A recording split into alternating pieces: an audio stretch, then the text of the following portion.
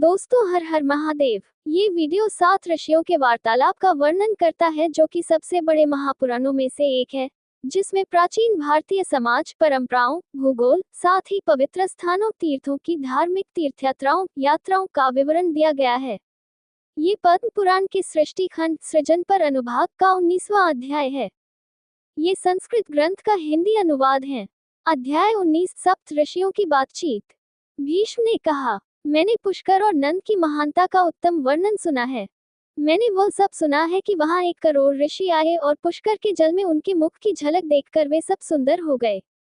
मुझे बताओ कि उन्होंने भूमि का विभाजन किस प्रकार किया। दानशील लोगों ने पवित्र स्थान का विभाजन किस प्रकार किया। उन्होंने अन्य पवित्र आश्रमों का निर्माण किस प्रकार किया। सर्वप्रथम विष्णु ने यज्ञ पर्वत पर पैर रखा। फिर महान विष वाले सर्पों ने वहां एक पवित्र स्थान बनाया। पितरों को चावल की गोलियां अर्पित करने के लिए कुआं सर्वप्रथम किसने बनाया। गंगा सरस्वती भूमिगत होकर उत्तर की ओर कैसे प्रवाहित हुई। कृपया आप मुझे बताओ कि वेदों में पारंगत ब्राह्मणों को पुष्कर की त्रय की तीर्थयात्रा किस प्रकार करनी चाहिए और उससे क्या फल प्राप्त होता है। पुलस्त्य बोले, आपने प्रश्नों का बहुत बड़ा भार उठा रखा है, अतः आप एकाग्रचित होकर तीर्थ के दर्शन के महान फल के विषय में सुनिए। जिसके हाथ, पैर और मन संयमित हैं, तथा जिसके पास ज्ञान, तप और यश है, उसे तीर्थ के दर्शन का फल मिलता है। जो दान लेने से दूर रहता है, जो कुछ भी मिल जाए उसी में संतुष्ट रहता है और अहंकार से रहित है, उसे तीर्थ के दर्शन का फल मिलता है। हे राजन, जो क्रोध से रहित है, सत्यनिष्ठ है और जिसका व्रत दृढ़ है, जो अन्य प्राणियों को अपने समान देखता है, उसे तीर्थ के दर्शन का फल मिलता है। हे भरत श्रेष्ठ, ये ऋषियों का महान रहस्य है। पूर्व काल में ब्रह्मा जी के यज्ञ के समय घोर तपस्या करने वाले 1 करोड़ ऋषिगण वहां आए और अपने ही मुखों का प्रतिबिंब देखकर ज्येष्ठ पुष्कर में निवास करने लगे। श्रेष्ठ मुनियों ने अत्यंत सुंदर होकर बड़े हर्ष से भरकर देवताओं के दर्शन की इच्छा से उस भूमि को चारों दिशाओं में नापकर तथा उसे अनेक तीर्थों में विभाजित करके बड़ी भक्ति से वहां निवास किया। पितामह उन पर प्रसन्न होकर उनके पास रहने लगे और उन्होंने 1 करोड़ का भाग करके बुद्धिमानों को देखा और उनसे कहा, आज से तुम्हारा पुण्य बढ़ेगा। जो मनुष्य यहाँ आकर पहले सुंदरता के लिए यहाँ के जल में स्नान करेगा, उसने निस्संदेह इस स्थान को 1 योजन 8 या 9 मील की लंबाई के घेरे अर्थात त्रिज्या में पवित्र बना दिया होगा। इसकी चौड़ाई आधा योजन और लंबाई 1.5 योजन है। ये करोड़ों ऋषियों द्वारा बताई गई तीर्थ की माप है। हे राजन, पुष्कर के पास जाने मात्र से मनुष्य को राजसूय और अश्वमेध यज्ञ का फल प्राप्त होता है। परम पवित्र सरस्वती ज्येष्ठ पुष्कर में प्रविष्ट हुई हैं। हे राजन, चैत्र मास के पूर्वार्ध में 14वें दिन ब्रह्मा आदि देवता, ऋषिगण, विशेष बुद्धि वाले देवगण और दिव्य गायक वहां जाते हैं। जो मनुष्य देवताओं और पितरों की पूजा में तल्लीन होकर वहां स्नान करता है, उसे गोदान का फल प्राप्त होता है। उन ऋषियों ने इस प्रकार तीर्थ के अनेक विभाग किए हैं। देवताओं और पितरों को तृप्त करके मनुष्य विष्णु के लोक में प्रतिष्ठित होता है। वहां स्नान करके मनुष्य चंद्रमा के समान निष्कलंक हो जाता है। वह ब्रह्मा के लोक को प्राप्त करता है और परम पद को प्राप्त करता है। मनुष्यों के लोक में पुष्कर नामक पवित्र तीर्थ तीनों लोकों में महान पापों का नाश करने वाला माना जाता है। हे कुरुवंशी, पुष्कर में तीनों समय हजारों करोड़ तीर्थ निवास करते हैं। हे प्रभु, वहां आदित्य, वसु, रुद्र, साध्य, मरुदगण, गंधर्व और देव अप्सराएं सदैव उपस्थित रहते हैं। जहां अर्थात इस पवित्र स्थान पर देवता, दानव, ब्राह्मण, ऋषि तपस्या करके भगवान से एकाकार हो जाते हैं और महान धार्मिक पुण्य से संपन्न हो जाते हैं। पुष्कर के दर्शन की इच्छा करने वाले मनुष्य के सभी पाप नष्ट हो जाते हैं और वह स्वर्ग के शीर्ष पर आनंद प्राप्त करता है। देवताओं और दानवों को प्रिय तथा अत्यंत प्रसन्न होने वाले ब्रह्मा जी सदैव पवित्र स्थान पर रहते थे। हे राजन, ऋषियों सहित देवताओं को भी महान कल्याण प्राप्त हुआ तथा उन्हें महान धार्मिक पुण्य प्राप्त हुए। बुद्धिमान लोग कहते हैं कि जो मनुष्य पितरों और देवताओं की पूजा में लगा रहता है, वहां स्नान करता है, उसे अश्वमेध यज्ञ से 10 गुना अधिक पुण्य प्राप्त होता है। पुष्कर वन में रहने वाला मनुष्य यदि एक भी ब्राह्मण को भोजन कराता है, तो उस भोजन से 1 करोड़ ब्राह्मण पूजित और प्रसन्न होते हैं। उस कर्म से वह यहाँ अर्थात इस लोक में और मृत्यु के पश्चात अर्थात स्वर्ग में सुखी होता है। जो मनुष्य स्वयं शाक, मूल या अन्य किसी खाद्य पदार्थ पर रहता है, उसे ईर्ष्या रहित होकर श्रद्धापूर्वक उसे ब्राह्मण को अर्पण करना चाहिए। हे राजन, ब्राह्मण को शाक आदि अर्पण करने से मनुष्य को, चाहे वह ब्राह्मण हो, क्षत्रिय हो, वैश्य हो या शूद्र हो, अश्वमेध यज्ञ का फल मिलता है। पितामह का पुष्कर नामक सरोवर तपस्वियों, सिद्धों और मुनियों को धार्मिक पुण्य प्रदान करने वाला है। उसी पवित्र स्थान से परम शुभ सरस्वती महासागर में गई थी, जहां पुनः प्रथम देव, महान तपस्वी, मधु अर्थात विष्णु का वध करने वाले रहते हैं, जो आदिव्रह प्रथम सूर्य कहलाते हैं और देवताओं द्वारा पूजे जाते हैं। निम्न जाति के भी वे उदार पुरुष जो पितामह पुष्कर के पवित्र स्थान पर जाते हैं और वहां स्नान करते हैं, वे कभी भी निकृष्ट जन नहीं पाते। हमने सुना है कि जो व्यक्ति कार्तिक पूर्णिमा के दिन विशेष रूप से पुष्कर में जाता है, उसे वहां अक्षय फल की प्राप्ति होती है। जो व्यक्ति प्रातः और सायंकाल श्रद्धापूर्वक हाथ जोड़कर पुष्कर नामक पवित्र स्थान का स्मरण करता है, उसने सभी तीर्थों में स्नान कर लिया है। पुष्कर में स्नान करने मात्र से ही पुरुष या स्त्री का कोई भी पाप नष्ट हो जाता है। जैसे देवताओं में पितामह ब्रह्मा श्रेष्ठ कहे गए हैं, वैसे ही पुष्कर तीर्थ भी तीर्थों में प्रथम कहा गया है।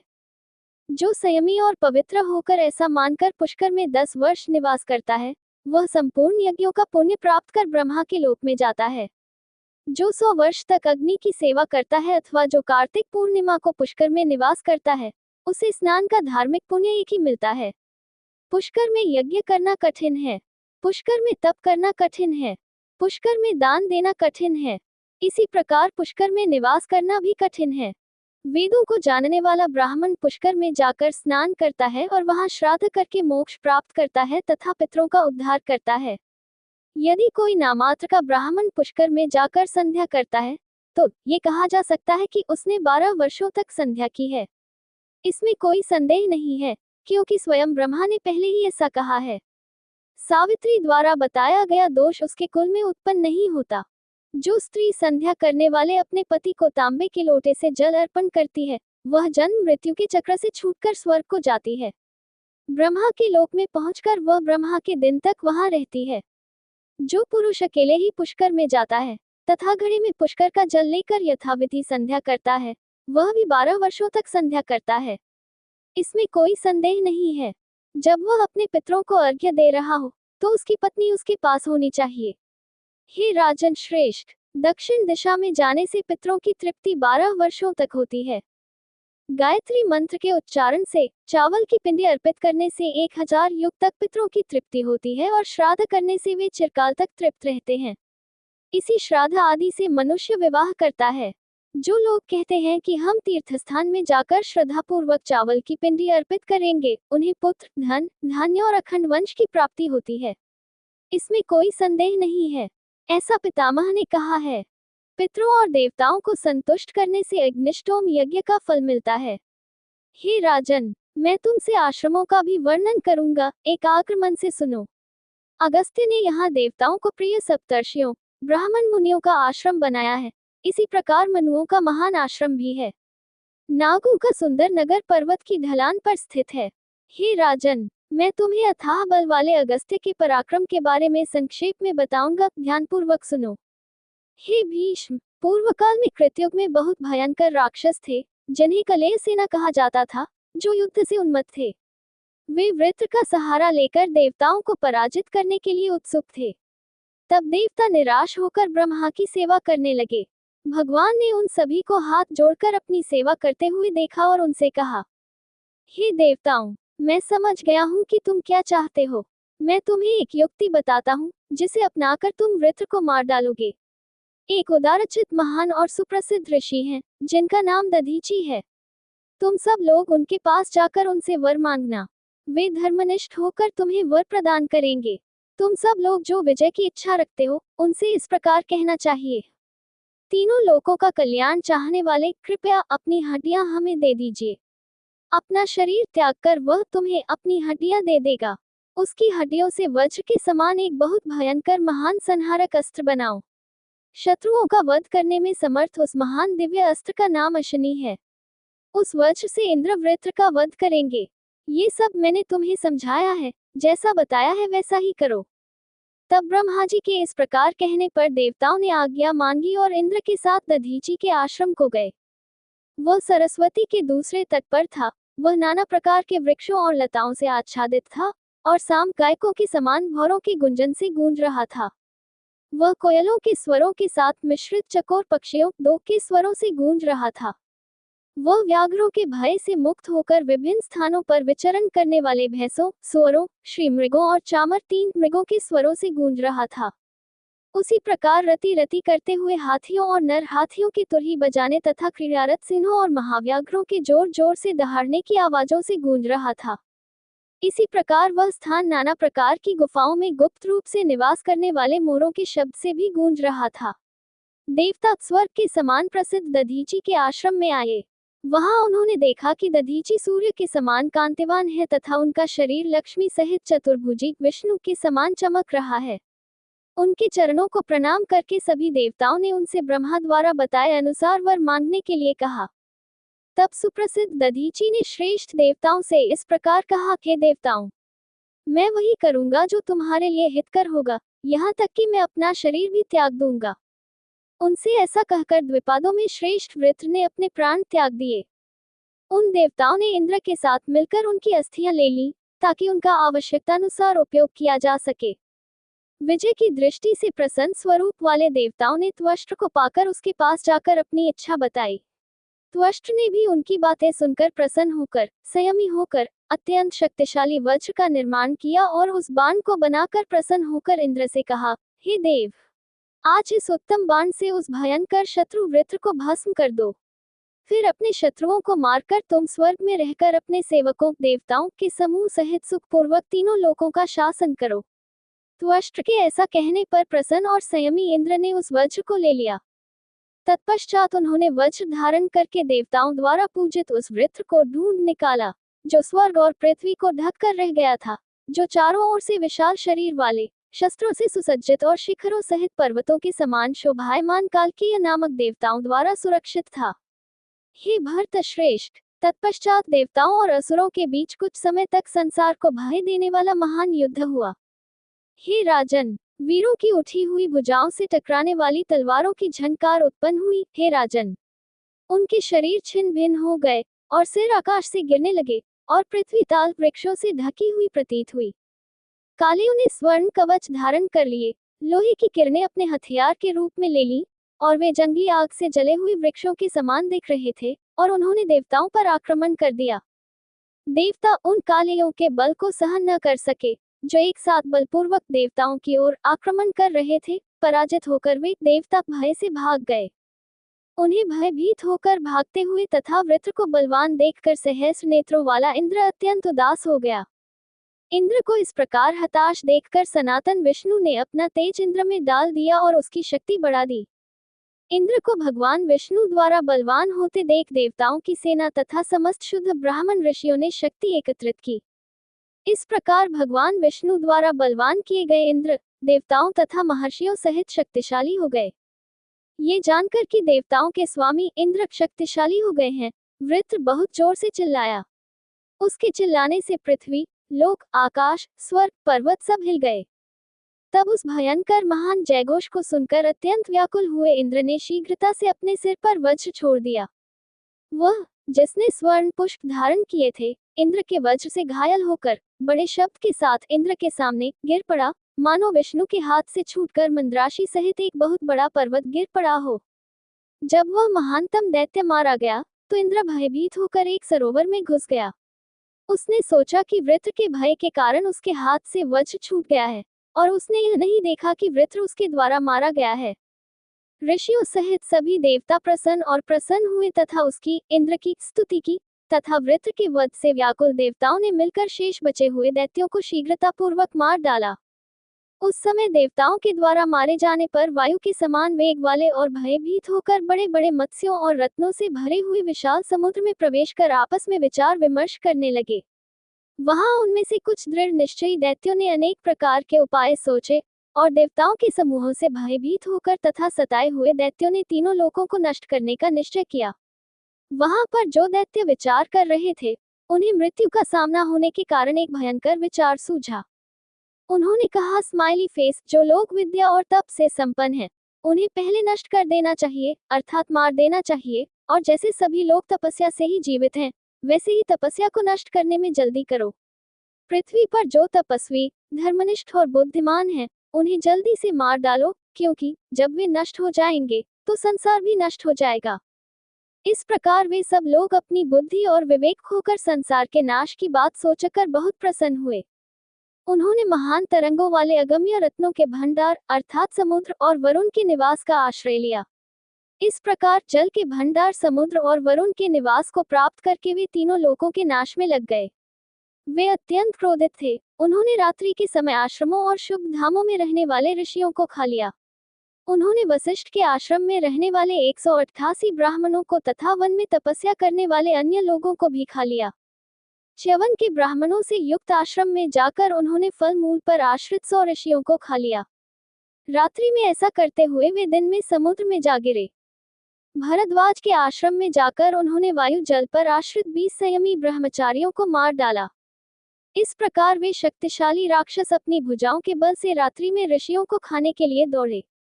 बहुत समय तक उन्होंने बहुत से ऋषियों का वध किया, और हे मनुष्य उन्हें पहचान नहीं पाए। कालियों के भय से व्याकुल संसार में अध्ययन, वशट्या यज्ञ, उत्सव और अन्य पवित्र अनुष्ठानों का अभाव हो गया, और वे किसी भी प्रकार का परिश्रम नहीं कर रहे थे। हे मनुष्यों, इस प्रकार नष्ट हो जाने पर मनुष्य भयभीत होकर अपनी रक्षा के लिए 10 दिशाओं में भाग गए। कुछ लोग गुफाओं में घुस गए, जबकि अन्य इधर उधर भाग गए, और कुछ लोग भय से व्याकुल होकर भय के कारण अपने प्राण त्याग दिए। कुछ बहुत ही अभिमानी वीर महान धनुर्धरों ने राक्षसों का पता लगाने के लिए बहुत प्रयास किया, लेकिन वे उनका पीछा नहीं कर सके, जो समुद्र में घुस गए थे। उन्हें अधिक शांति नहीं मिली और वे घर लौट आए। हे मनुष्यों, जब संसार में मारकाट मच गई तथा यज्ञ, उत्सव और पवित्र अनुष्ठान समाप्त हो गए, तब सभी देवतागण बहुत ही उदास होकर, भयभीत होकर अपराजित भगवान विष्णु के पास एकत्र हुए और भगवान विष्णु की आज्ञा से उन्होंने विचार विमर्श किया। तब वहां एकत्रित देवताओं ने विष्णु से कहा, हे जगत के स्वामी, आप हमारे निर्माता, रक्षक और सेनापति हैं। आपने इस सारे संसार को बनाया है, जो चलता है और जो नहीं चलता है। हे कमल नयन, आपने पहले सूअर का रूप धारण करके दुनिया की भलाई के लिए लुप्त यानी समुद्र में डूबी पृथ्वी को उठाया था। हे पुरुषोत्तम, आपने पहले नरसिंह का शरीर यानी रूप धारण करके बहुत शक्तिशाली और प्रमुख राक्षस हिरण्यकशिपु को मार डाला था। वामन का रूप धारण करके आपने तीनों लोकों से महान राक्षस बलि को बाहर निकाल दिया, जिसे कोई भी प्राणी नहीं मार सकता था। देवताओं ने उस महाधनुर्धर और यज्ञों में विघ्न उत्पन्न करने वाले क्रूर राक्षस जम्ब को मार डाला। ऐसे अनगिनत कार्य आपने किए। हे मधु के संहारक, हम लोग जो अत्यंत भयभीत हैं, आप ही हमारे आश्रय हैं। अतः हे देवाधिदेव, हम आपसे प्रार्थना करते हैं कि आप संसार का उद्धार करें। आप संसार और इंद्र की भी महान भय से रक्षा करें। आपकी कृपा से चारों प्रकार के प्राणी कर्म करते हैं। देवताओं और पितरों को अर्पित की गई हवि से मनुष्य सुखी होते हैं और स्वर्ग के निवासी भी सुखी होते हैं।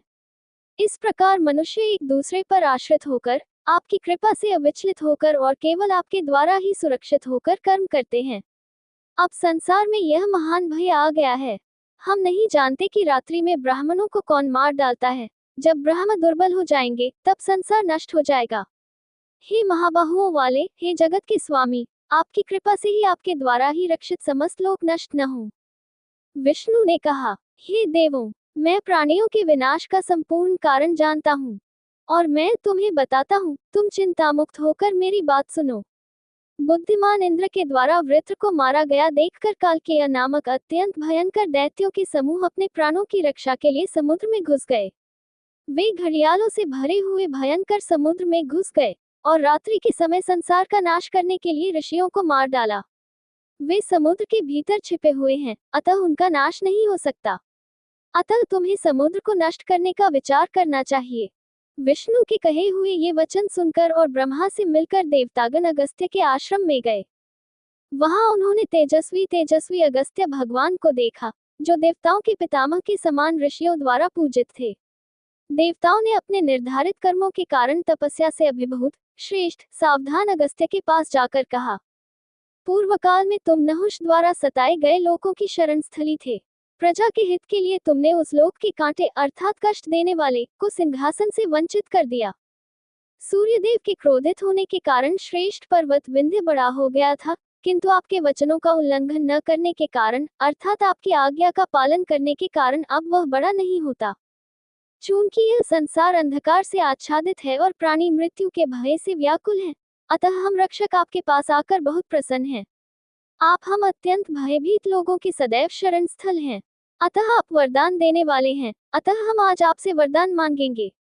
भीष्म ने कहा, हे महर्षि, मैं विस्तार पूर्वक सुनना चाहता हूँ कि विंध्य अचानक क्रोध से क्यों भर गया और उसकी ऊंचाई क्यों बढ़ गई।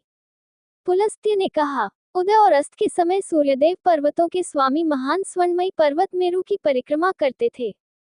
सूर्य को इस प्रकार अर्थात मेरु पर्वत की परिक्रमा करते हुए देखकर विंध्य पर्वत ने उनसे कहा, जैसे आप प्रतिदिन मेरु पर्वत पर जाते हैं और उसकी परिक्रमा करते हैं, वैसे ही आपको मेरी भी परिक्रमा करनी चाहिए। ऐसा कहने पर सूर्य ने पर्वतों के स्वामी से कहा, मैं अपनी इच्छा से मेरु पर्वत की परिक्रमा नहीं कर रहा हूँ।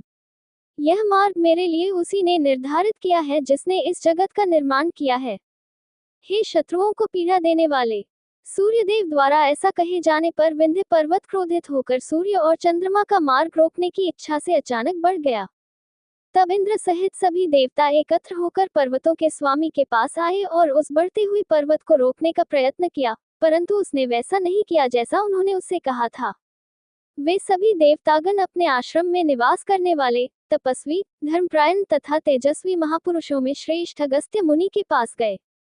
देवताओं ने कहा, हे मुनिश्रेष्ठ, पर्वतों के स्वामी विंध्यदेव ने क्रोध के वशीभूत होकर सूर्य, चंद्रमा और नक्षत्रों का मार्ग रोक रखा है। आपके अतिरिक्त अन्य कोई भी उसे रोकने में समर्थ नहीं है। देवताओं की ये बातें सुनकर वह पर्वत पर गया।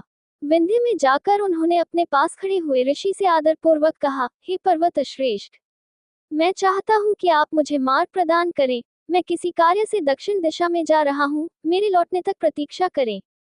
हे पर्वत श्रेष्ठ, मेरे लौटने के बाद आप अपनी इच्छानुसार विकास कर सकते हैं। पुलस्त्य ने कहा, आज तक भी अगस्त्य दक्षिण क्षेत्र से नहीं लौटे हैं। आपने मुझसे पूछा था और मैंने आपको बताया है कि अगस्त्य के पराक्रम के कारण विंध्य क्यों नहीं बढ़ता। अब हे राजन, मेरी बात सुनिए। मैं आपको बताता हूँ कि किस प्रकार सभी देवताओं ने अगस्त्य के आश्रम में जाकर कालियों का वध किया।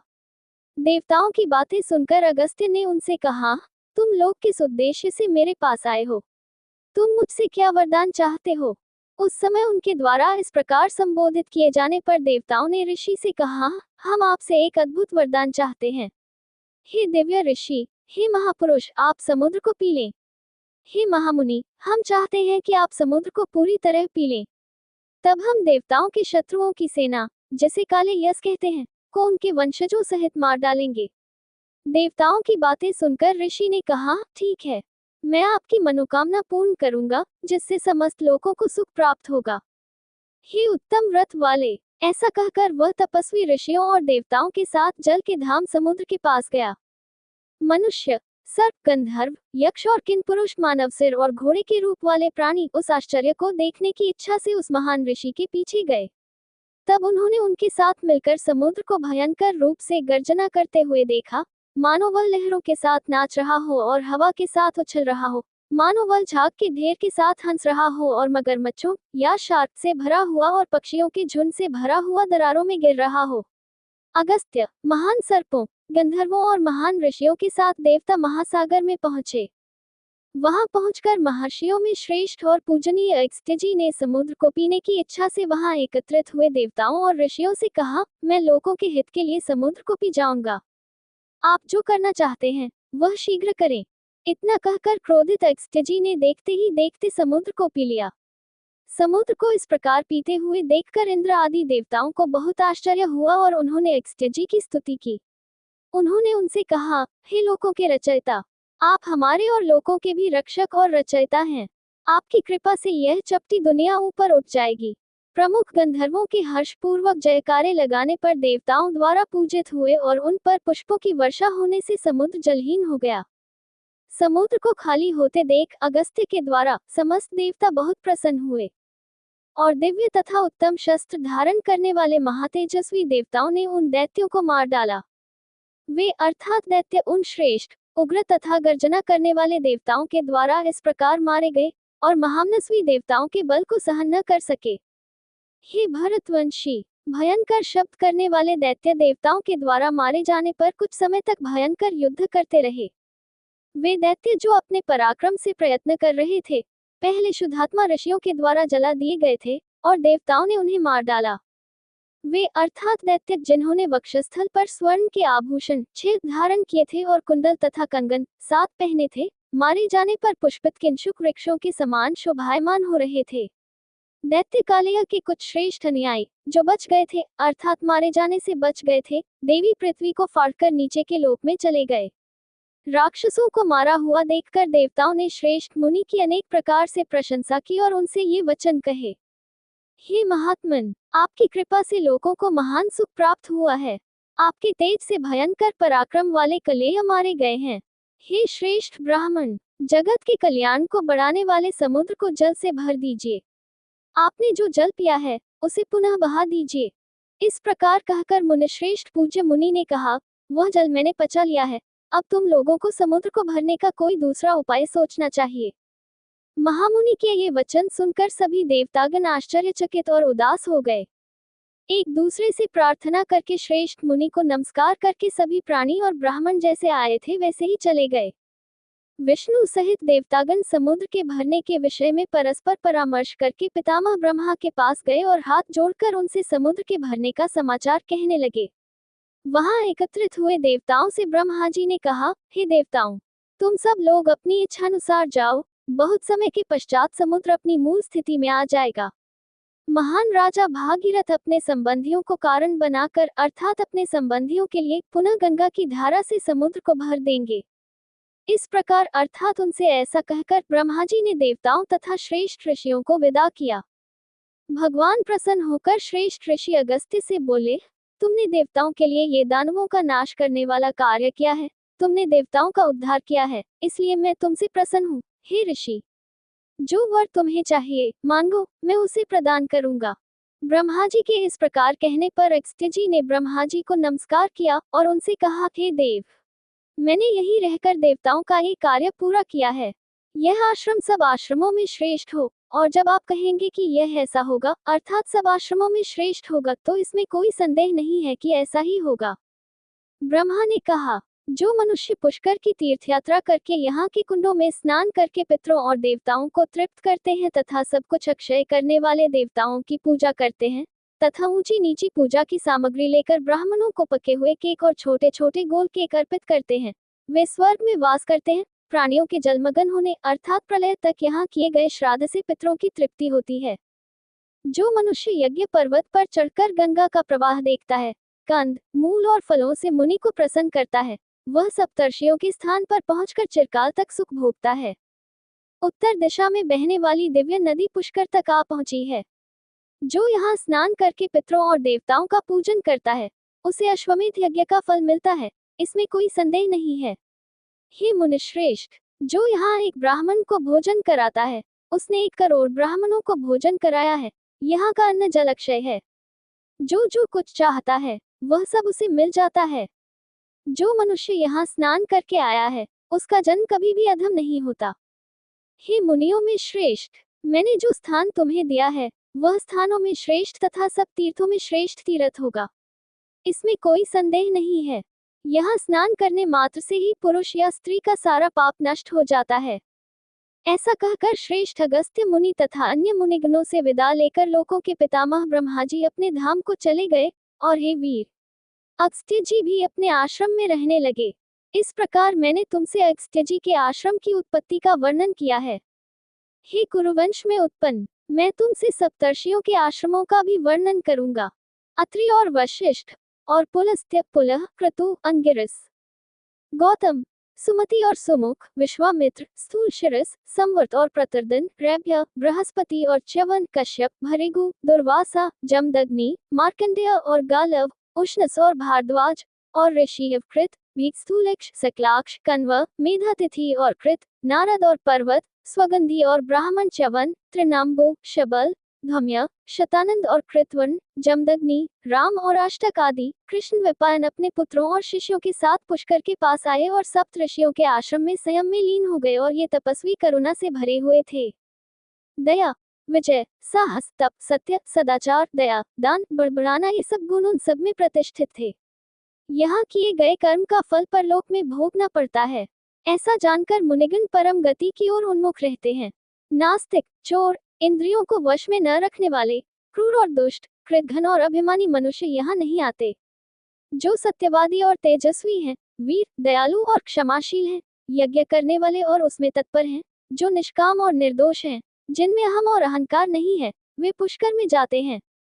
वहां के सज्जनों को रोग, बुढ़ापा या मृत्यु नहीं होती। मूर्ख, विषयासक्त व्यक्ति तथा विषय भोगों के मोह, लोभ, काम, कपट, क्रोध और मोह से व्याकुल रहने वाले लोग वहां प्रवेश नहीं करते। जो मान और अपमान को समान समझते हैं, जो सुख और दुख के विपरीत भावों के प्रति उदासीन हैं, जिन्होंने अपनी इंद्रियों को वश में कर लिया है तथा जो ध्यान और मन की एकाग्रता में तत्पर हैं, वे पुष्कर लोक को प्राप्त होते हैं। जो ब्राह्मण, जैसा कि पहले कहा जा चुका है, यम से रक्षा के लिए आश्रमों में रहते हैं, वे श्रेष्ठ लोकों को प्राप्त होते हैं। जो लोग कर्म, विचार और वाणी से प्राणियों को कष्ट नहीं देते, जो अधिक दयालु, भले और सदा प्रिय बोलने वाले हैं, जो सदा अग्नि को जलाते हैं, अतिथियों का सत्कार करते हैं, वेदों का अध्ययन करते हैं, स्नान करते हैं तथा जो कामनाओं से रहित होकर दूसरों की स्त्री को अपनी माता, बहन या पुत्री के समान देखते हैं, वे श्रेष्ठ लोकों में जाते हैं। जो अपमान होने पर क्रोध नहीं करते, अपकार होने पर भी अपकार नहीं करते, सुख दुख को समान समझते हैं, श्रेष्ठ हैं और जिनकी इंद्रियां वश में हैं, वे सब लोग सब कुछ देखते हैं और वे सब लोग इस पृथ्वी पर पहले से ही ध्यानपूर्वक ब्रह्मा के सनातन लोक का चिंतन करते हुए विचरण करते रहते हैं। किसी समय संपूर्ण जगत भूख से व्याकुल होकर दुखों से भरा हुआ था। जब संसार में अन्न नहीं रहा, तब ऋषियों ने अपने लिए भोजन की इच्छा से अत्यंत दुखी होकर एक बालक का मृत शरीर लाकर उसे पकाया। उस समय एक राजा घूम रहा था। उसने ऋषियों को व्याकुल देखकर दुखी होकर उनसे यह वचन कहा। राजा ने कहा, दान लेना ब्राह्मणों के लिए जीवन जीने का एक सराहनीय तरीका माना जाता है। इसलिए हे ऋषियों, मुझसे उत्तम गांव, चावल, जौ, पे, रत्न, सोना, गाय और दुधारू गाय जैसे दान स्वीकार करो। ये सब ले लो, लेकिन हे ब्राह्मणों, मांस मत पकाओ। ऋषि बोले, हे राजन, दान लेना बड़ा भयंकर है। वह मदिरा के समान है, वह विष के समान है। हम जानते हुए भी तुम हमें क्यों बहकाते हो? एक तेली 10 कसाईखानों के बराबर है, एक मादक मदिरा बेचने वाला 10 तलियों के बराबर है, एक वेश्या 10 मादक मदिरा बेचने वालों के बराबर है, और एक राजा 10 वेश्याओं के बराबर है। अतः एक राजा उस शराब बनाने वाले के समान है जो 10,000 कसाईखानों के बराबर है। उससे दान लेना बड़ा भयंकर है। जो ब्राह्मण लोभ से मोहित होकर राजा से दान लेता है, वह तामिस जैसे भयंकर नरकों में पकता है। अतः हे राजन, जाओ, तुम्हारे दान से तुम्हारा कल्याण हो, इसे दूसरों को दो। ऐसा कहकर वे एक जंगल में चले गए। राजा के कहने पर राजा के मंत्री वहां गए और सोने से भरे उदुम्बर फल जमीन पर बिखेर दिए। फिर भोजन इकट्ठा करते हुए उन्होंने उदुम्बर फल भी उठा लिए। उन्हें भारी देखकर अत्रि ने कहा, इन्हें नहीं लेना चाहिए। अत्रि ने कहा, हम मूर्ख नहीं हैं, हम मूर्ख नहीं हैं, हम बुद्धिमान और विद्वान हैं, इसलिए हम जानते हैं कि ये फल स्वर्ण हैं। ये यहाँ अर्थात इस लोक में बहुत सुख देते हैं, परंतु ये मनुष्य के मरने के बाद उत्थान में बाधा डालते हैं, इसलिए जो सुख और अनंतकाल चाहता है, उसे इन्हें नहीं लेना चाहिए। जो व्यक्ति किसी दूसरे व्यक्ति से 100 गुना या 1000 से युक्त स्वर्ण मुद्रा प्राप्त करता है, अर्थात जो व्यक्ति 100 या 1000 स्वर्ण मुद्राएं प्राप्त करता है, वह सबसे अधिक पापमय गति को प्राप्त होता है। पृथ्वी पर चावल, जौ, सोना, पशु या स्त्रियां जो भी हों, ये समझकर कि ये सब मेरे लिए पर्याप्त नहीं है, मनुष्य को शांत रहना चाहिए। वशिष्ठ ने कहा, एक व्यक्ति के पास जो तप है और दूसरे के पास जो धन है, उसमें से पहला दूसरे से श्रेष्ठ है। जो व्यक्ति सभी संचय त्याग देता है, उसकी विपत्तियां नष्ट हो जाती हैं। कोई भी संचयकर्ता विपत्तियों से कभी मुक्त नहीं होता। जिस प्रकार ब्राह्मण बुरा दान स्वीकार नहीं करता, उसी प्रकार संतोष के कारण उसका ब्राह्मणत्व बढ़ता है। यदि दरिद्रता और राज्य को एक दूसरे से तोला जाए, अर्थात तुलना की जाए, तो अच्छे मन वाले व्यक्ति के लिए दरिद्रता राज्य से श्रेष्ठ है। कश्यप ने कहा, ये धन संचय ब्राह्मण के लिए महान विपत्ति है। भौतिक ऐश्वर्य से मोहित ब्राह्मण परम सुख से वंचित हो जाता है। भौतिक ऐश्वर्य मोह की ओर ले जाता है और मोह नरक की ओर ले जाता है। इसलिए जो सुख चाहता है, उसे दुख नामक भौतिक ऐश्वर्य को दूर से ही त्याग देना चाहिए। जो केवल धार्मिक पुण्य के लिए भौतिक वस्तुओं की इच्छा करता है, उसकी निष्कामता श्रेष्ठ है, क्योंकि कीचड़ को धोने से उससे लिप जाने के बाद उसे न छूना ही श्रेष्ठ है। जो धार्मिक पुण्य भौतिक ऐश्वर्य से प्राप्त होता है, वह नाशवान कहलाता है। जो दूसरों के लिए किया जाता है, वह अक्षय होता है और मोक्ष का कारण बनता है। भारद्वाज ने कहा, वृद्ध के बाल घिस जाते हैं, वृद्ध के दांत नष्ट हो जाते हैं, धन और जीवन की कामना वृद्ध की भी नहीं मिटती। आंखें और कान घिस जाते हैं, परंतु केवल कामना ही अविचल रहती है। जैसे दर्जी सुई से दो कपड़ों को जोड़ता है, वैसे ही कामना की सुई से संसार का धागा पासा जाता है। जैसे रुरु मृग का शरीर बड़ा होने पर सींग बढ़ता है, वैसे ही कामना असीमित तृप्त न होने वाली, सैकड़ों दुखों की कारण और अधर्म से भरी हुई है, इसलिए मनुष्य को इससे सर्वथा बचना चाहिए। गौतम बोले, जो व्यक्ति फल पाकर भी संतुष्ट रहता है, वह श्रेष्ठ नहीं हो सकता। लोभी इंद्रियों की चंचलता के कारण ही मनुष्य दुखों में डूबता है। जिसका मन संतुष्ट है, उसके लिए धन सर्वत्र विद्यमान रहता है। जिसके पैर खाल से ढके हैं, उसके लिए पृथ्वी खाल से ढकी हुई है। जो सुख संतोष रूपी अमृत से तृप्त हो जाता है, वह सुख धन के लोभी और धन के लिए इधर उधर भागने वाले को कैसे मिल सकता है। संतोष का अभाव महान दुख है और संतोष महान सुख है। इसलिए सुख चाहने वाले मनुष्य को सदैव संतुष्ट रहना चाहिए। विश्वामित्र ने कहा, यदि किसी मनुष्य की एक इच्छा पूरी हो जाती है, तो दूसरी इच्छा उसे बाण के समान छेद देती है। इच्छित वस्तुओं को भोगने से इच्छा कभी समाप्त नहीं होती, जैसे हवन करने पर अग्नि पुनः प्रज्वलित हो जाती है। जो मनुष्य इच्छाओं की इच्छा करता है, उसे उस वृक्ष की छाया में जाने वाले चातक पक्षी के समान सुख नहीं मिलता, जिस पर बाज का घोंसला हो। जो राजा चार समुद्रों से घिरी हुई इस पृथ्वी को भोगता है, वह उतना सुखी नहीं होता, जितना वह जो पत्थर और सोने को समान समझता है। जमदग्नि ने कहा, जो दान लेने के योग्य होते हुए भी दान स्वीकार नहीं करता, वह उन सनातन लोकों में जाता है, जहाँ दानशील लोग जाते हैं। जो ब्राह्मण राजा से धन चाहता है, उसका बड़े बड़े ऋषियों द्वारा तिरस्कार किया जाना चाहिए। मूर्ख को नरक की यातनाओं का भय नहीं होता। दान लेने के योग्य होते हुए भी उसे उसमें आसक्त नहीं होना चाहिए। दान लेने से ब्राह्मणों की ब्राह्मणत्व की चमक समाप्त हो जाती है। जो दान लेने के योग्य होते हुए भी दान लेने से विमुख हो जाते हैं, अर्थात जो दान नहीं लेते, वे भी उन्हीं लोकों में जाते हैं, जहां देने वाले जाते हैं। अरुंधति बोली, जैसे कमल में स्थित कमल तंतु सदैव उसमें व्याप्त रहते हैं, वैसे ही काम, जिसका न आदि है न अंत, तथा जिसे दुष्ट लोग भी त्याग नहीं सकते, तथा जो बूढ़ा होने पर भी बूढ़ा नहीं होता, वह सदैव शरीर से जुड़ा रहता है। इस घातक रोग रूपी काम को प्रसन्नता पूर्वक त्याग दो। चांडाल ने कहा, जैसे ये राजा रुद्र आदि से डरते हैं, अथवा जैसे दुर्बल मनुष्य बलवान से डरता है, वैसे ही मैं लोभ से डरता हूँ। पशुशाख ने कहा, अपने कल्याण की इच्छा रखने वाले विद्वान पुरुष को वही करना चाहिए जो सदा धर्मपरायण बुद्धिमान पुरुष करते हैं।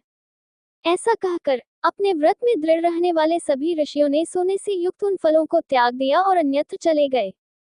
फिर घूमते घूमते वे मध्यम पुष्कर के पास पहुंचे। वहां उन्होंने एक भटकते हुए भिक्षु को देखा, जिसका नाम शुनहसक था, जो अचानक वहां आ पहुंचा था। उसके साथ किसी दूसरे जंगल में जाकर उन्होंने कमलों से आच्छादित एक महान सरोवर, एक जलाशय देखा। एक शुभ उपाय सोचकर उन्होंने सरस्वती के तट पर डेरा डाला। तब उस तपस्वी शुनहसक अर्थात कुत्ते वाला ने सभी भूखे ऋषियों से कहा, आप सभी मुझे बताएं कि भूख किस प्रकार का दुख है। समस्त ऋषियों ने मिलकर उस शुनहसक कुत्ते सहित भिक्षुक से कहा। ऋषियों ने कहा, शक्ति, तलवार, गदा, चक्र, बर्छा या बाण से घायल होने पर जो पीड़ा होती है, वह भी भूख से होने वाली पीड़ा से नष्ट हो जाती है। दमा, कुष्ठ, क्षय, घुटने का दर्द, ज्वर, मिर्गी, गठिया आदि रोगों से होने वाली पीड़ा भी भूख से होने वाली पीड़ा से अधिक नहीं होती। जो पुरुष सोने के बाजूबंद, पायल, मुकुट या चमकीले कुंडल पहनते हैं, वे भूख लगने पर भी नहीं चमकते। जैसे सूर्य की किरणें भूमि पर गिरे हुए जल को खींच लेती हैं, वैसे ही जठराग्नि द्वारा शरीर की धमनियां सूख जाती हैं। भूख से पीड़ित व्यक्ति न सुन पाता है, न सूंघ पाता है, न आंखों से देख पाता है, झुलस जाता है, कृश हो जाता है, व्याकुल हो जाता है और प्यास से व्याकुल हो जाता है। भूख के कारण वह पूर्व, दक्षिण, पश्चिम, उत्तर आदि दिशाओं को नहीं पहचान पाता, तथा निम्न और उच्चतर दिशाओं को भी नहीं पहचान पाता। भूख के कारण गूंगापन, बहरापन, सुस्ती, लंगड़ापन, भय अत्यधिक बढ़ जाता है। भूख से पीड़ित व्यक्ति अपने पिता, माता, पुत्र, पत्नी, पुत्री तथा भाई और सगे संबंधियों को भी त्याग देता है। भूख से पीड़ित व्यक्ति पितरों, देवताओं, गुरुओं तथा अपने पीछे आए हुए ऋषियों की भी उचित पूजा नहीं करता। इस प्रकार अकेला रह जाने पर वह मनुष्यों को होने वाले कष्टों को भोगता है। अतः श्रद्धावान व्यक्ति को चाहिए कि वह इस प्रकार भोजन अर्पण करे, तब वह ब्रह्म से एक होकर ब्रह्म में रमण करता है। जो मनुष्य प्रतिदिन ब्राह्मण को अच्छी तरह पका हुआ भोजन देता है, जो विशेषतः श्राद्ध के समय अन्नदान की घोषणा करता है, जो भूतों के नाश होने वाले श्राद्ध में सदा कथा कहता है, उसके पितरों को मृत्यु पर्यंत प्रसन्नता रहती है। इसमें कोई संदेह नहीं है। जो मनुष्य देवताओं और ब्राह्मणों के समीप भोजन करता है, वह मोक्ष प्राप्त करता है। जो मनुष्य दान आदि ग्रंथों का श्रवण करता है, वह पाप से मुक्त हो जाता है, चाहे वह ज्ञानी हो या मदोन्मत्त हो या भूल से आया हो या भक्तिहीन हो। दान करने वाले ब्राह्मण सुखी होते हैं और धर्म का पालन करते हैं। जो लोग सत्य को जानते हैं, उन्होंने वासनाओं का संयम, नियंत्रण और दमन करने का विधान किया है। ये ब्राह्मणों का विशेष सनातन कर्तव्य है। वासनाओं का दमन करने से तेज बढ़ता है। वासनाओं का दमन करना पवित्र और उत्तम है।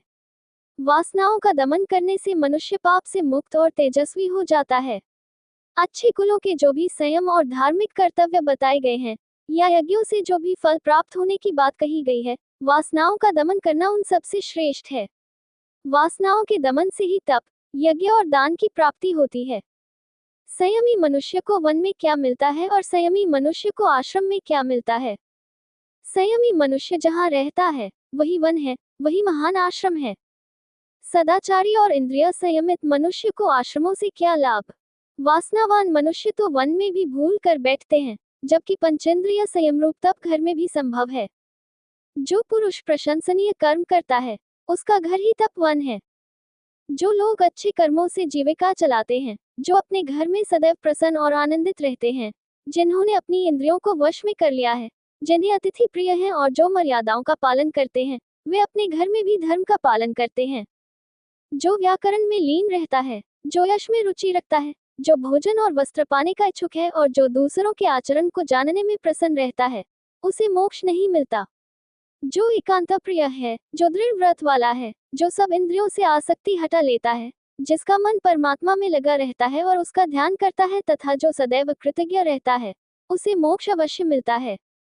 जिसकी वासनाएं वश में हैं, वह सुखपूर्वक सोता और जागता है। जिसका मन जागृत है, वह सब प्राणियों के साथ समान व्यवहार करता है। मनुष्य रथ, घोड़े या हाथी पर बैठकर भी उतना सुखपूर्वक नहीं चलता, जितना परलोक में मन को संयमित करके चलता है। जैसे सिंह को नहीं छूना चाहिए, सर्प को बहुत अधिक क्रोध नहीं करना चाहिए, शत्रु को सदैव क्रोधित नहीं करना चाहिए, वैसे ही मन को भी संयम से नहीं रखना चाहिए। यम को यम नहीं कहते, यम तो स्वयं को कहते हैं। जिस यम से स्वयं को संयमित किया जाता है, उसे यम कहते हैं, परंतु मनुष्य बिना कारण ही निराश हो जाता है। जिसने स्वयं को संयमित कर लिया है, उसका यम क्या कर सकता है? मांसाहारी और अन्य जानवरों से हमेशा डर बना रहता है। उन्हें नियंत्रित करने के लिए स्वयंभू यानी निर्माता ने दंड या राजदंड अधिकार और दंड के प्रतीक के रूप में बनाया है। राजदंड प्राणियों की रक्षा करता है, राजदंड प्रजा की रक्षा करता है। राजदंड, जिसे जीतना मुश्किल है, सबसे पापियों को दूर रखता है। काला, युवा, लाल आंखों वाला राजदंड, जिसमें प्रथागत अनुष्ठान स्थापित किए गए हैं, मनुष्य पर शासन करता है। अब सभी अवस्थाओं में संयम ही सर्वश्रेष्ठ व्रत है। मैं उन सभी लक्षणों को कहूंगा जिनके द्वारा मनुष्य को वासनाओं पर नियंत्रण रखने वाला कहा जाता है। वे हैं: मन में हल्कापन न होना, कठोरता का अभाव, संतोष, अच्छे आचरण, ईर्ष्या का अभाव, बड़ों का आदर करना, दया और प्राणियों के प्रति दुष्टता का अभाव। शांतचित्त वाले मुनियों ने वासनाओं पर नियंत्रण रखने को इन 6 लक्षणों से युक्त बताया है। धर्म और मोक्ष दया पर निर्भर है। हे राजन, स्वर्ग भी इसी पर निर्भर है। वह व्यक्ति शांत कहलाता है जो अपमानित होने पर क्रोधित नहीं होता या सम्मानित होने पर प्रसन्न नहीं होता, तथा जो सुख और दुख को समान मानता है और जो बुद्धिमान है। शांत व्यक्ति सुख से सोता है और सुख से जागता है, इसलिए वह श्रेष्ठ रहता है। जो तिरस्कार करता है, वह नष्ट हो जाता है। किसी दूसरे के द्वारा अपमानित होने पर भी उसे कभी उसके विषय में बुरा नहीं सोचना चाहिए। अपने ही वर्ग के कर्तव्यों को देखते हुए दूसरों के दोषों को नहीं देखना चाहिए। उसे अपने आप को जानना चाहिए और किसी दूसरे के दोषों को देखकर उसका अपमान नहीं करना चाहिए। जैसे वस्त्र से दोषपूर्ण शरीर ढका जाता है, वैसे ही वासनाओं को रोकना पवित्र नियमों, कर्मों अथवा जन्म से हीन व्यक्ति को ढकता है। जो लोग वासनाओं को रोकना नहीं जानते, उन्होंने व्यर्थ ही अध्ययन किया है। संयम ही पवित्र विद्या का मूल है। यह शाश्वत नियम है। जो अपने संयम को सोने के समान मानता है, वह उस भाव के कारण दृढ़ कहलाता है, धन के कारण मोहग्रस्त व्यक्ति नहीं। सभी व्रतों में संयम ही सर्वोच्च व्रत है। यदि कोई ब्राह्मण वेदों के वास्तविक स्वरूप को जानकर 6 अंगों का अध्ययन करता है, किंतु संयम से रहित है, तो वह यहाँ अर्थात इस लोक में सम्मानित नहीं होता। यद्यपि वेदों का अध्ययन उनके 6 अंगों सहित किया जाता है, किंतु संयम से रहित मनुष्य को वे पवित्र नहीं करते। सांख्य या योग का अध्ययन, कुलीन कुल में जन्म या तीर्थस्थान में स्नान, ये सब संयम के बिना व्यर्थ हैं। जो ब्राह्मण परमात्मा के ध्यान में पारंगत है, वह अपमान से भी अमृत के समान तृप्त हो जाता है तथा मान को विष के समान तुच्छ समझता है। अपमान से तप बढ़ता है तथा मानसिक क्षीण होता है। जिस ब्राह्मण की पूजा की जाती है, वह दूध दूहने के पश्चात गाय के समान चला जाता है। जैसे गाय घास और जल से पुनः फूल जाती है, वैसे ही ब्राह्मण भी बार बार प्रार्थना और यज्ञ करने से पुनः बलवान हो जाता है। निंदा के समान दूसरा कोई मित्र नहीं है, जो पाप को ग्रहण करके अपना पुण्य प्रदान करती है। मनुष्य को निंदा करने वालों की निंदा नहीं करनी चाहिए, क्रोध से बचना चाहिए, फिर अर्थात ऐसा करके अपने आप को वश में करके उसे अमृत से सींचना चाहिए। खोपड़ी भिक्षापात्र के रूप में, वृक्षों की जड़ें निवास के रूप में, खुरदरे वस्त्र एकांत, उदासीनता और ब्रह्मचर्य मनुष्य को सर्वोच्च पद की ओर ले जाते हैं। काम और क्रोध को जीत लेने के बाद यदि उसने काम और क्रोध को वश में कर लिया है, वह वन में क्या करेगा? शास्त्रों का अध्ययन करने से उनका पालन होता है, परिवार का पालन अच्छे चरित्र से होता है, पवित्र प्रार्थनाओं का पालन करने से उनका पालन होता है और क्रोध का निवारण सत्कर्मों से होता है। जो अपने मन में उत्पन्न हुए क्रोध को वश में कर लेता है और जो वीर पुरुष क्रोधरहित होकर प्रार्थना करता है, उसके समान इस पृथ्वी पर कौन है? जो उत्पन्न हुए क्रोध को रोककर रहता है, उसे मैं श्रेष्ठ मनुष्य मानता हूँ, क्रोध में डूब जाने वाले को नहीं। मैंने तुम्हें पितामह से प्राप्त ये धर्म नियम विस्तार पूर्वक बताया है, जो पवित्र है, जो वेदों का सार है और जो शाश्वत है। यज्ञ करने वालों के लोग अलग हैं, वैसे ही तप करने वालों के लोग भी अलग हैं। जिनकी वासनाएं वश में हैं, उनके लोग भी अलग हैं और वे बहुत सम्मानित हैं। क्षमा करने वालों में एक ही दोष है, दूसरा नहीं, और वही है कि लोग क्षमा करने वाले को दुर्बल समझते हैं, परंतु इसे दोष नहीं समझना चाहिए, क्योंकि क्षमा बुद्धिमान का बल है। जो व्यक्ति शांति को जानता है, वह यज्ञ करना, कुआं खोदना तथा अन्य दान के कार्यों को बहुत महत्व देता है।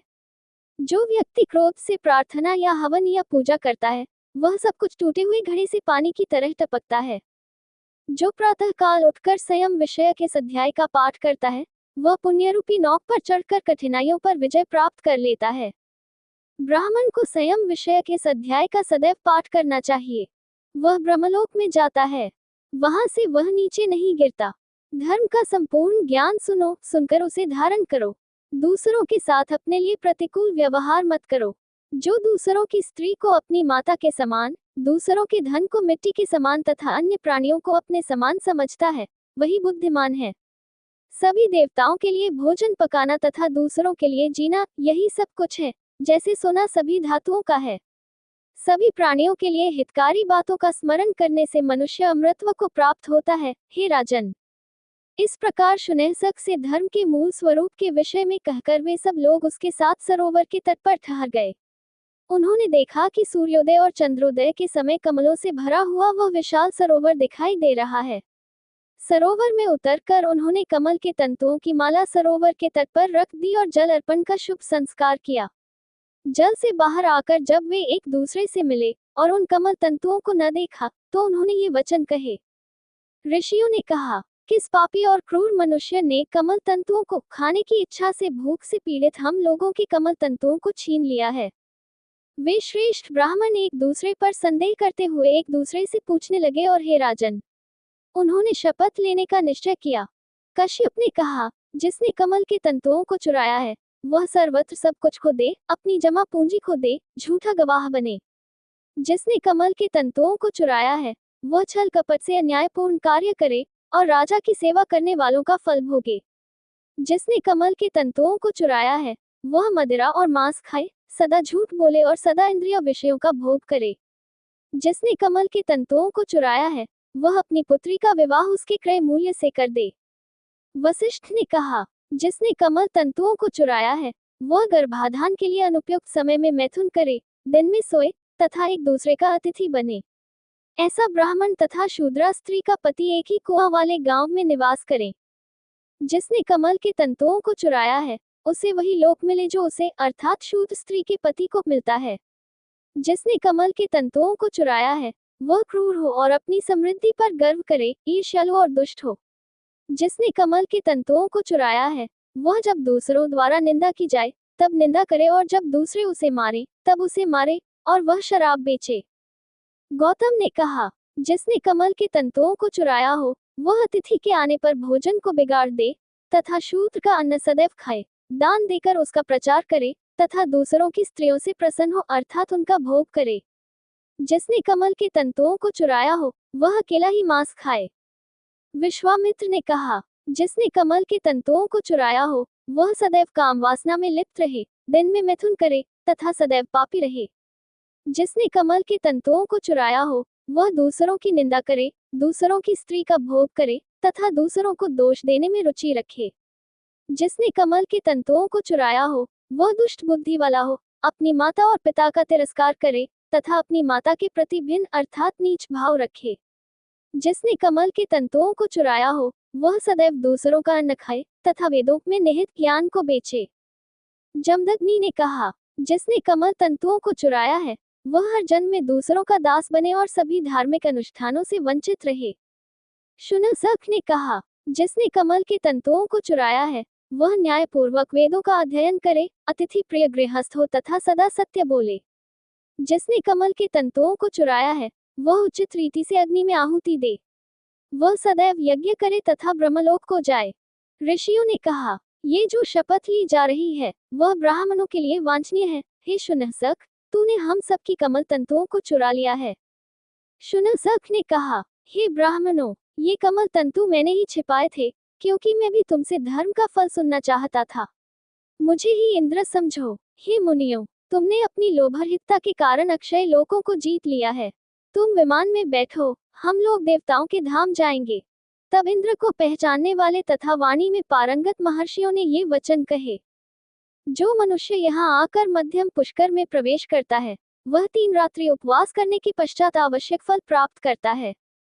इसमें भी कोई संदेह नहीं है कि उसे यहाँ वन में रहने वालों के लिए निर्धारित 12 वर्ष की दीक्षा का संपूर्ण फल प्राप्त होगा। वह विपत्ति में नहीं पड़ता तथा अपने स्वजनों के साथ आनंद मनाता है तथा ब्रह्मा के स्थान पर पहुंचकर वहां ब्रह्मा के दिन के बराबर समय तक निवास करता है। पुलस्त्य ने कहा, ऋषिगण बहुत प्रसन्न होकर इंद्र के साथ स्वर्ग चले गए। चूंकि इस प्रकार अनेक प्रलोभनों के अधीन होने पर भी उन्होंने लोभ नहीं किया, इसलिए वे स्वर्ग चले गए। जो मनुष्य ऋषियों के शुभ वचनों को सदैव सुनता है, वह सभी पापों से मुक्त हो जाता है और स्वर्ग में सम्मानित होता है।